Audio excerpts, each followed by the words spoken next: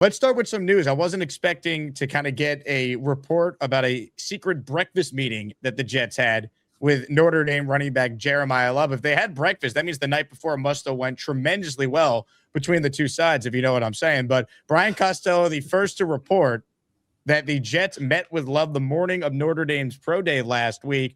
So I'll start with you, Meeks. Is this a smokescreen, due diligence? Are they actually just going to say, screw it, he's the best player, we're going to take him? What do you make of the meeting the Jets had here with arguably the best player in the draft? So I'm more interested in like the recent chatter that they might want to get out of 2, and then this meeting coming along. Like, I don't know if Jeremiyah Love is the pick at 2 or like the shock pick at 2, where it's Tuesday of draft week and we get a bomb like, hey, the Jets are like moving towards Love. I think if they actually get an offer worth moving out of the pick, they're doing their homework on what those fallback options could be. And Jeremiyah Love, if you are getting capital to move out of 2 and you can take Jeremiyah Love at like 6, I think that's great asset management for a guy I think is the best player in the draft. Paul, your thoughts? Yeah, I mean, I think that it signals that Muji's playing the game really well. He's setting up all the dominoes to be able to be maneuverable and kind of do what he wants to do, which is positive to see. It's nice to see the pick not being completely telegraphed as it has been in the past sometimes, not all the time, but sometimes. And like you put this together with some other things we've heard about, like the Ty Simpson flirtation, and like they're making sure that they put little pieces everywhere on the chessboard to, I guess, keep people guessing and keep people off the scent. I think it will be interesting to Meegs' theory if at some point in the next 2 weeks we hear some weird report about shopping Breece Hall around that will kind of line up with this, where it's like, yeah, we really might take him. We really might do it. Like, do you want to come up and get him? And so I'm excited to see them setting up the chess pieces on the board and setting us up for a night where really maybe anything can happen. Well, it's going to be interesting to me if they're actually able to find a trade partner to move out of 2. Because to me, it's a way different conversation if you take the running back at 2 versus you get extra picks to move down and then you take him. I think you could sell a lot of Jet fans on that strategy. But the idea of just taking him straight up at 2, if they did that draft night, Meeks, what is the fan base reaction to that pick?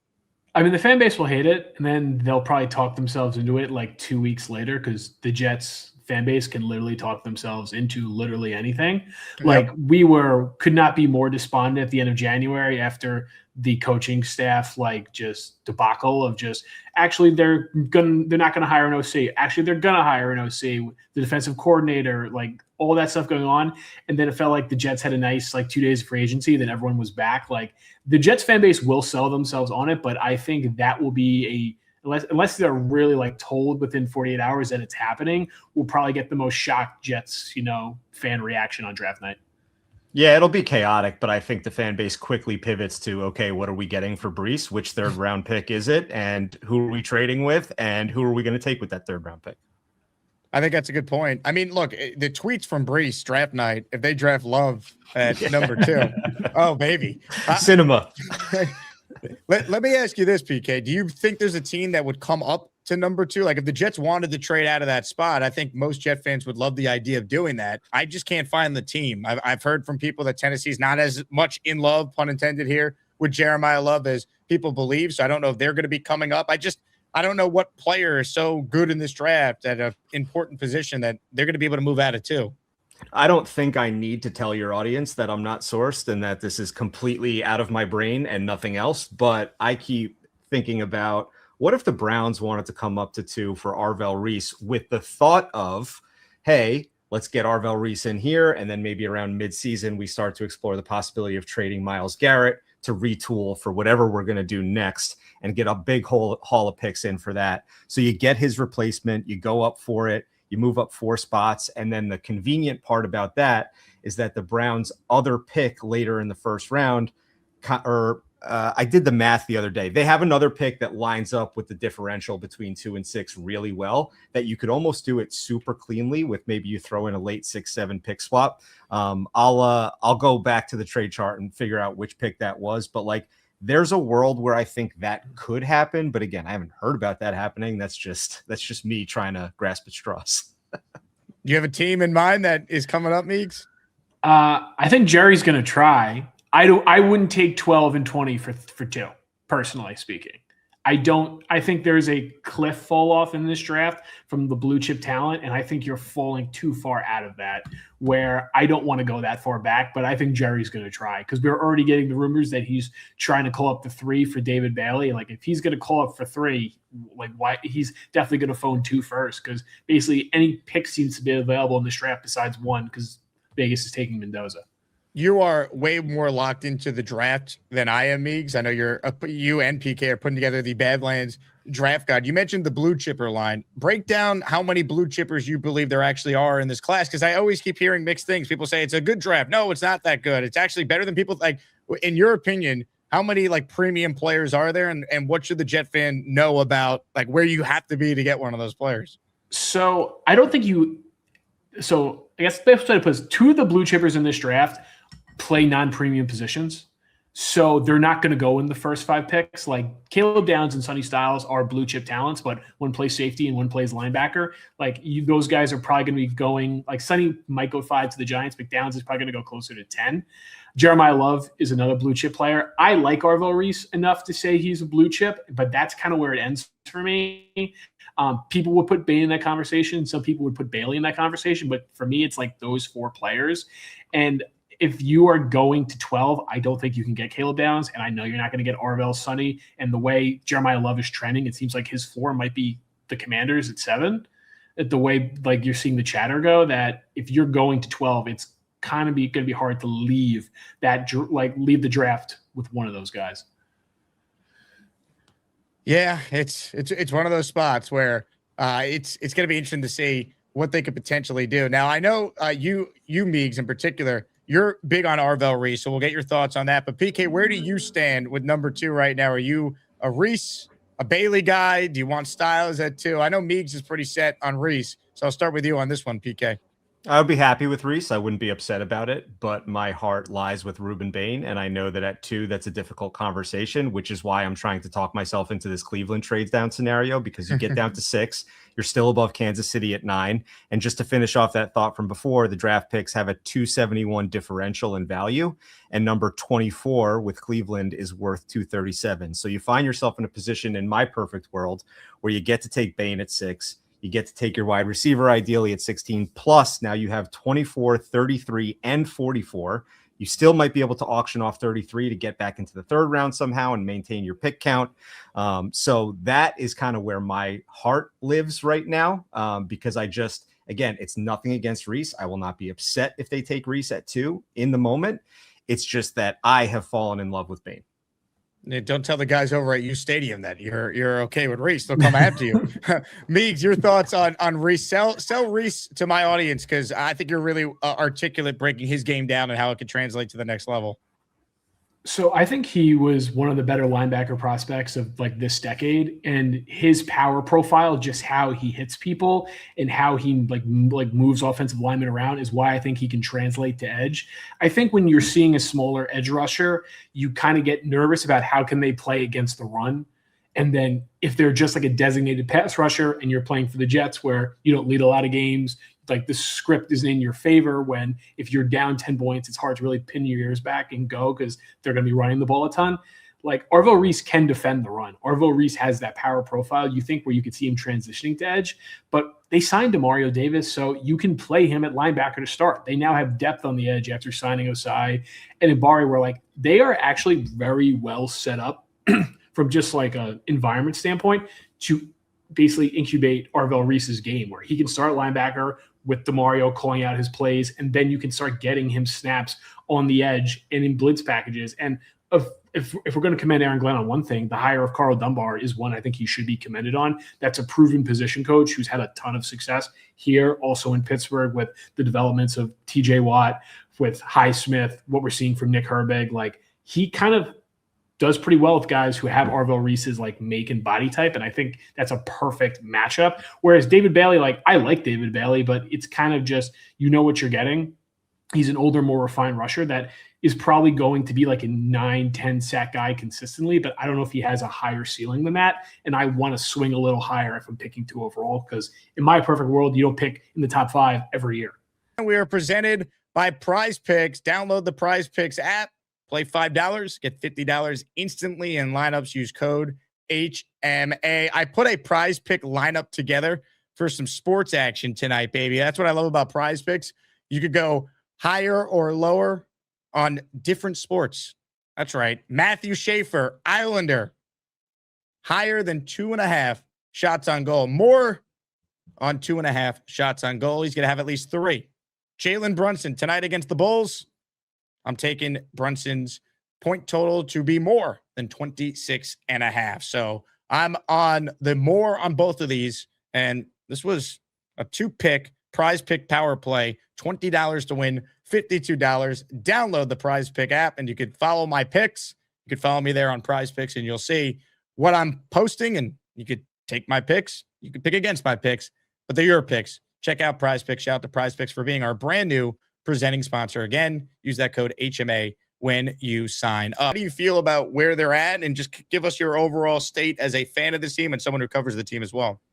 Yeah, I mean, look, I think the floor, as we've mentioned, has been raised, but is that really some great accomplishment? I mean, they were the worst team in the league last year. So yes, I'm not going goo and gaga like some people I've seen online as far as all these Jets acquisitions. Oh, they got a Cy and the 37-year-old Demario Davis would be a leader. And okay, nice players, good players, but like, I think they needed some adults in the room. I think they have them. But talent-wise, the Jets need an infusion of it. They also need leadership. I do applaud, Muji and Glenn for, recognizing where the team was at the end of last year and saying, all right, listen, we're not going to try and patch this thing up. I think that would have been the worst thing to do. So I know it's very popular to kill them on everything, but the worst thing would have been to try and patch it and get a high price guy here and a high price guy there and say, ooh, I think we can do it. Maybe we can go 8-9. They said this is not going to work. We got to do this the right way. Rip it all apart. And as Jet fans, you got to sit here and take it. And you just hope that 2 years from now, you're, whistling Dixie and everything is great. And you got a franchise quarterback and guys want to come here and everything is great. Who the coach would be then, I have no idea. But regardless, they better be better than last year. I'm not like overly impressed with the offseason, but we'll see. We'll see what they do. At the end of the day, it's coaching and quarterback. If their coaching is really good, and not just Aaron Glenn, coordinators, if the coaching is really good, they can be a respectable team. I think every Jets fan, yourself included, probably just wants to see a respectable output every week. Whether that's 6 wins or 9 wins, I want to see a team that doesn't lose by 25. That's all. It's a low bar to clear, but that's just how bad they were in year one. And for those saying, they were playing Brady Cook again. I mean, we saw this team start 0-7 when they were, quote, trying to win. So it needs to look a lot better. I thought you said something interesting there, though, right? They're tearing it down. They have all these resources. I feel way better about the general manager, Darren Muji, than I do about the head coach. Where are you at with Muji in particular? Because this vision they're trying to put forth, I mean, he's spearheading it as things stand right now. He's accumulated all the assets, and now he's got to turn these assets, most notably what they're going to end up doing at QB. He's got to hit on that if he's going to have a chance. I wonder how you feel about the head coach. I haven't heard any of those statements. We're going to get to that in a second. But, as far as Muji goes, look, we sat here and everybody loved Joe Douglas, right? And everybody thought Mike McCagnon, was an adult in the room. And okay, we've been here before. Yes, has Muji looked pretty good with his trades? Absolutely. Was I very surprised at what he received with the Sauce Gardner deal? Absolutely. Devondre Sweat trade makes sense with Jermaine Johnson. So yes, I give him a very good grade for the trades. Receiving room is Garrett Wilson and you and me. So we'll see about that. I think the hard work is yet to come for Muji. I think he's cleaned it up, which is very good. So great first step. I like how he does this in silence. He seems very strategic. So that's great. Last year's draft, not bad. We'll see what happens this time around. Obviously, he has to get the quarterback, but I like Muji so far. He was with Denver. He saw how things were built. Clearly, he has set this team up to absolutely be thrust into a top team conversation in the next 5 years if he can make good on these picks, which obviously if is the biggest word in the dictionary. So far so good, but I'm not going to go crazy with Muji yet. He's only been here 1 year, and the team was the worst team in the league. So far, not bad. As far as Aaron Glenn goes, I got to say, I think you're a little too hard on him. Now, so tell me why I should be more positive about him, though. Well, there's a fine line. Because he was a great Jet, and when you were growing up, he was one of your favorite players. That can't be the reason, because I know you're a little older than me. So, Aaron Glenn was your era when you were kind of becoming 100%. A Jet fan. No. And we've seen many players who, become coaches and just not be that good. I was around when Magic Johnson became the coach of the Lakers, and I was like, oh, Magic Johnson isn't that good. Or Michael Jordan was, running the Wizards, or. So I just think with Aaron Glenn, he was on a team that's not good. So I don't know why we were expecting the Jets to be 9-8 last year. Like, I get it. There's a difference between 9-8 and 0-7. I understand I get it. But like, this team shipped out a zillion players, and they realized we needed a different direction. We need adults in the room. And Aaron Glenn is a first-time head coach in one of the most difficult head coaching spots, not just in football, but in all of sports. And he had no quarterback. Yes, I can already hear you saying, Jamie, he picked the quarterback. And you're right, he did. So he was wrong with Justin Fields. He took a shot and he was wrong. I'm just saying the over-under last year for Jet wins was what, like 5 games? 6.5. Okay, 6.5. Yeah. Okay, fine. So, but my point is they weren't supposed to be good. And did you think they were going to be as bad as they were, though? Start 0-7. And how much of that was on him? Like you mentioned, they blew it up, which, yeah, that was the right move. Right. But how they got to that point in the first place by basically keeping a lot of the same players that he said weren't coached properly under Saleh's staff, and he was going to come in with his staff. You're right. And coach those guys up. Forget just Fields. That obviously was the biggest mistake. But who got better on the team? Who actually was coached properly? He fired. I mean, he admitted he hired a terrible staff because he fired 50% of them, including both coordinators. Not a good look. I can't totally defend that. You're right. Although I was there week 1. They should have beaten the Steelers. I don't know. Yep. Would it have made a difference if they were 1-6? Probably maybe not. They don't spiral to 0-7 if they actually get the confidence of winning week 1. Like that game was devastating. Who knows? I have no idea what happened to Justin Fields from week 1 to the rest of the season, because in week 1, that was like the best Justin Fields I think I've ever seen. And after that, I don't know. But I'm not saying Glenn did a good job. He clearly didn't. I'm just saying, isn't a first-year head coach allowed a little bit of leeway to sort of figure things out? Like, aren't you much better now than you were when you first started? Like, I know I was. I can look back at stories I did and be like, oh my God, I could pick 16 things out that I would have done differently now. So all I'm saying is, did you see anything that's a pot? Like, that's the thing. Like, we all obviously make mistakes, but there's like a baseline to get the job in the first place. And like that's kind of where I'm at. It's like, is there anything I could latch onto? Like, for all of Robert Saleh's flaws, for example, I could tell you some things he did well. He hired a great defensive staff. We saw player development on that side of the ball. Even Adam Gase was great with the opening drive. Like, what is good? Like, Glenn now said his superpower is calling plays. We will see. But again, at any point, he could have stepped in and tried to fix this defense as they're, allowing 30 a game at the beginning of the year en route to an 0-7 start. I didn't find anything that I could grab onto to try and feel better about the situation. I can't argue that, but at the same time, so if the Jets had lost 26-13 the final 4 weeks, you'd be good about you feel better. I'm more focused on the 0-7 start, what it looked like, the clock mismanagement. He's the guy who said the last 4 minutes of each half belonged to the head coach. And the Denver game, for example, in London, that's the worst coach game any of us had probably ever seen. You didn't know how long the game-winning field goal that for Nick Folk would have been, the way they completely bungled the end of the first half, the end of the second half with not even benching Justin Fields, then scolding Brian Costello for being asked about, did you consider a quarterback change, only to then do it at halftime of the next week. There was nothing that told me he has a feel for how to be an NFL head coach. He could be a really good assistant, but I don't know about a head coach. It reminded me of when Saleh should have benched Zach Wilson against the Patriots and didn't do it. And Jets coaches have a hard time benching horrible quarterbacks, which is an odd thing.